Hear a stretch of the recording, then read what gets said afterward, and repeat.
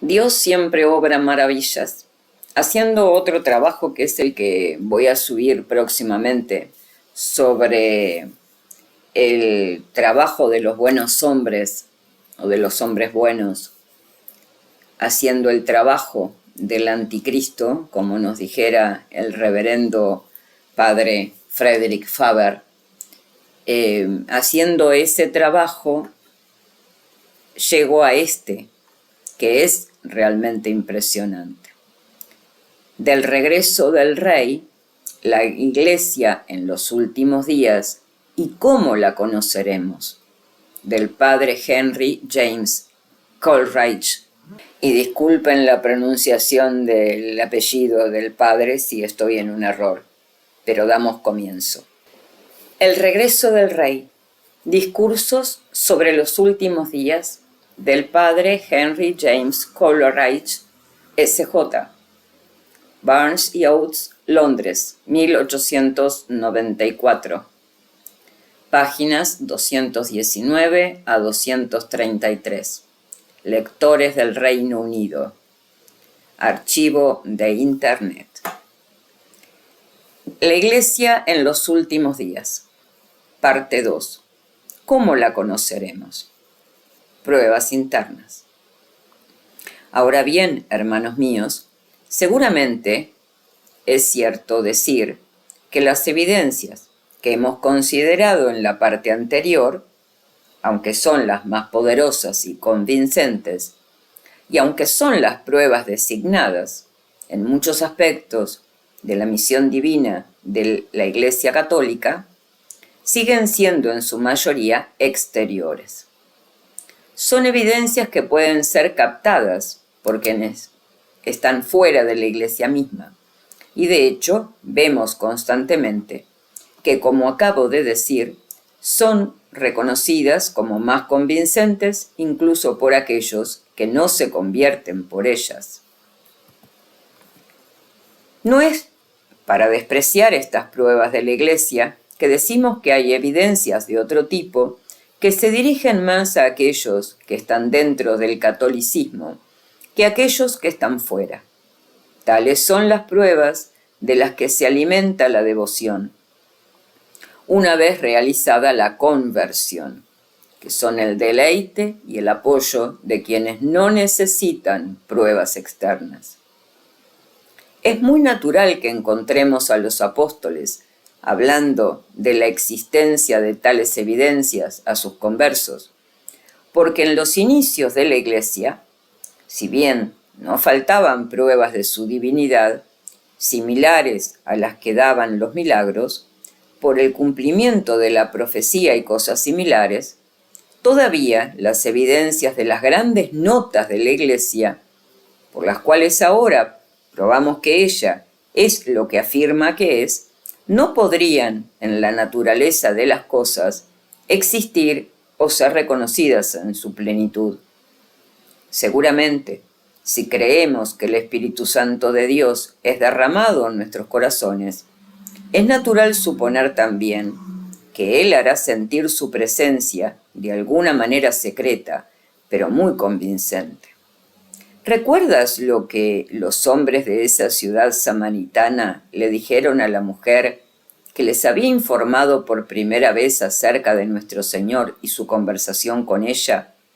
Ahora creemos, no por tu palabra, porque nosotros mismos le hemos oído, y sabemos que esta es verdaderamente la verdad del Salvador del mundo. No inmanencia vital, sino confirmación del testimonio externo. ¿Cómo puede alguien vivir en el uso constante de los santos sacramentos una vida de oración y relación con nuestro Señor?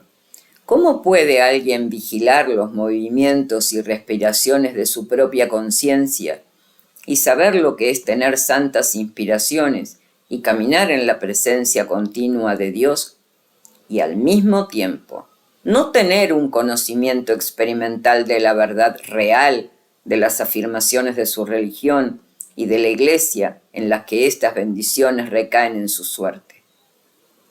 Fidelidad a la gracia, pureza de intención, continua autodisciplina y diligencia en la práctica de las virtudes cristianas. No digo que la luz, la paz y la alegría que estas cosas generan sean guías infalibles, sin el testimonio externo de la Iglesia, mucho menos contra ese testigo.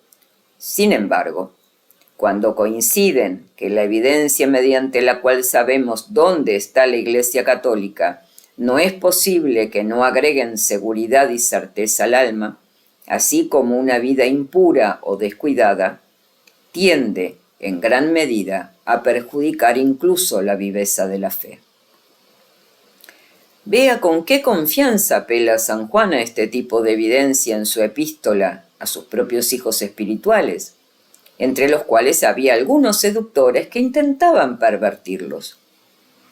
Estas cosas os he escrito acerca de los que os seducen, y vosotros, la unción que de él habéis recibido, permanezca en vosotros. Y no tenéis necesidad de que nadie os enseñe, sino como su unción os enseña todas las cosas.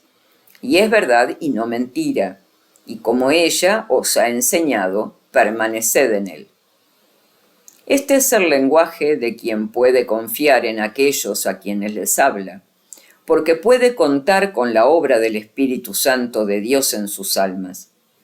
Y me parece confirmado por el lenguaje de nuestro Señor mismo, en el pasaje del que está tomado el texto, donde nos dice que se levantarán falsos cristos y falsos profetas, y harán grandes señales y prodigios, tanto que engañar, si es posible, incluso a los elegidos.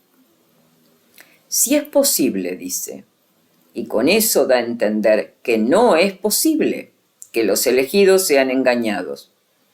Todas las señales y prodigios falsos serán evidencias externas, mediante las cuales a los maestros de la falsedad se les permitirá, en ese día oscuro, parodiar las evidencias externas de la Iglesia católica, mediante la que parecen ser prodigios similares obrados a favor de sus propios intereses, errores. Pero los elegidos de Dios, los fieles y verdaderos seguidores de la Iglesia, estarán protegidos contra la trampa por un doble escudo, además de la evidencia de las grandes notas mundiales. En primer lugar, tendrán el escudo de la profecía, porque todas estas seducciones están predichas por nuestro Señor, y por eso no pueden dañar a quienes las conocen de antemano, y están dispuestos a esperarlas. Y además de las notas de la Iglesia, será, por así decirlo, el escudo exterior de los elegidos. Y en segundo lugar, estarán protegidos por esa unción interior de la que habla San Juan, por la luz y el fuego y la fragancia y el instinto del Espíritu Santo en sus corazones, por las que estarán tan unidos a nuestro Señor como para poder descubrirlo y aferrarse a Él. Incluso cuando el mundo está nublado por las tinieblas del mal y soportar todas las contradicciones de la última persecución, como dice San Pablo de Moisés, viendo al invisible. La primacía permanente de la enseñanza de la Iglesia sobre las inspiraciones. Hermanos míos, tal vez sepáis que los hombres a menudo se han extraviado al poner demasiada fe en sus propios sentimientos o convicciones interiores y en lo que consideraban inspiraciones divinas que guiaban su conciencia individual, porque no es la voluntad de Dios que en los asuntos que pertenecen a la enseñanza de la Iglesia nos dejemos guiar por otra cosa que no sea esa enseñanza divina.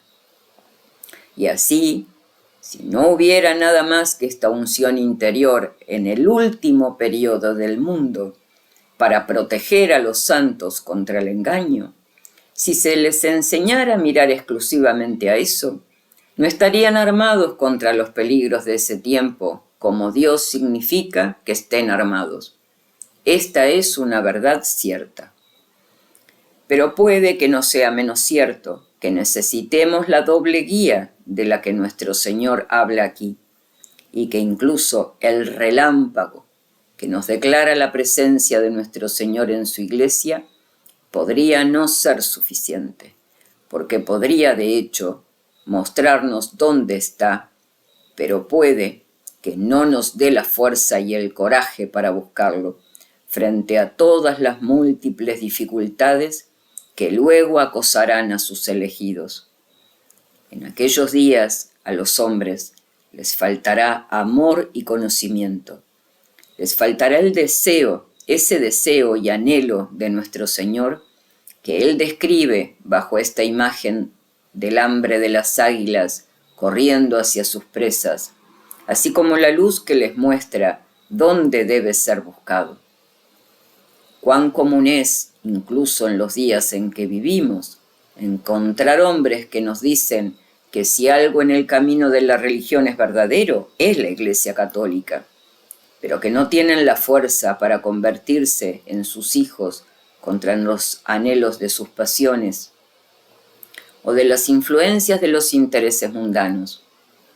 Hasta donde podemos suponer, el número de tales hombres está aumentando, como no puede dejar de hacerlo, cuando se hace más evidente la vacuidad de todas las reivindicaciones rivales de las sectas y establecimientos, fundadas en el sentimiento nacional o en la política, y más evidente para los hombres pensantes.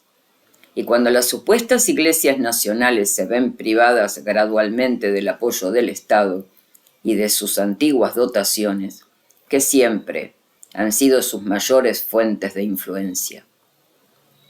¿Qué es esto sino decir que cada vez necesitamos más el hambre abrumadora de las águilas, así como el brillo de los relámpagos de este a oeste? Las evidencias externas de la Iglesia Católica no se dirigen con ninguna contundencia a los hombres que no sienten la necesidad de ninguna religión. Y es este estado de ánimo y de corazón el que caracteriza el último periodo de la vida de la raza humana. Es muy concebible que entonces la Iglesia Católica pueda representar para el mundo la única religión que queda, que sea el único cuerpo considerable que siquiera se llama a sí mismo por el nombre de Jesucristo, y que sus dificultades en ese momento no serán en su lucha con un enjambre de sectas, sino cómo lograr que los hombres incluso reconozcan que tienen almas que salvar, una conciencia que obedecer y un Dios ante quien deben rendir cuentas. Entonces, hermanos míos, ¿qué podemos desear y orar más ardientemente para nosotros y para los demás? Que Dios nos haga a todos águilas en el sentido en que esa imagen es usada aquí por nuestro bendito Señor. Que nuestros corazones sean consumidos con hambre y sed de justicia. Que el amor de nuestro Señor pueda impulsarnos más y más para que no podamos descansar lejos de Él, como si en verdad debiéramos morir si no lo encontramos. Conclusión. Nuestros deberes para con nuestros hijos y la próxima generación. Oremos para que el fruto de esa bendita frecuentación de los sacramentos y otros medios de gracia, que es nuestro privilegio actual, pero que en los días de la última persecución nos sea negado, como se les negó a nuestros antepasados en ese tiempo de su persecución, pueda haber una fortaleza, madurez y robustez de espíritu que nos haga capaces de emprender largos y elevados vuelos al servicio de nuestro Señor, que se forme en nosotros ese vigor interior que poco tiene en cuenta las cosas de este mundo y hasta las ayudas exteriores, cuando tales no se pueden tener. Ávidos de vista y fuertes de piñón, intrépidos en coraje y siempre dispuestos a morir en defensa de lo que les es querido. Habitantes de los picos solitarios con las estrellas y las nubes, y lejos del mundo ruidoso, tal es la imagen que nos formamos a partir de lo que sabemos acerca de las características de las alas. Y nuestro Señor aquí añade el rasgo adicional de que nada les impide descubrir su presa ni las aleja de ella cuando la encuentran. Seguramente podamos decir que tales deben ser los santos de los últimos días. Y si deben ser tales, tales deben ser aquellos de quienes provienen. El poeta nos dice que las águilas feroces no engendran a la paloma tímida y acobardada, y tampoco, podemos decir, la paloma tímida y de buen corazón dará a luz al águila guerrera. Y así una y otra vez volvemos a la misma vieja verdad, que las comodidades, los afeminamientos, las frivolidades y las puerilidades de la vida moderna nunca pueden utilizarse para la formación de hombres que han de pelear la última y valiente batalla por Dios y por nuestro Señor, y que si ha de haber águilas de espíritu, entonces su crianza debe comenzar ahora. Fin de esta parte del texto de la Iglesia de los últimos días del regreso del Rey. Una belleza increíble y maravillosa de Dios como regalo en su Viernes Santo para saber qué esperar, cómo esperar la resurrección de Él y de su Iglesia.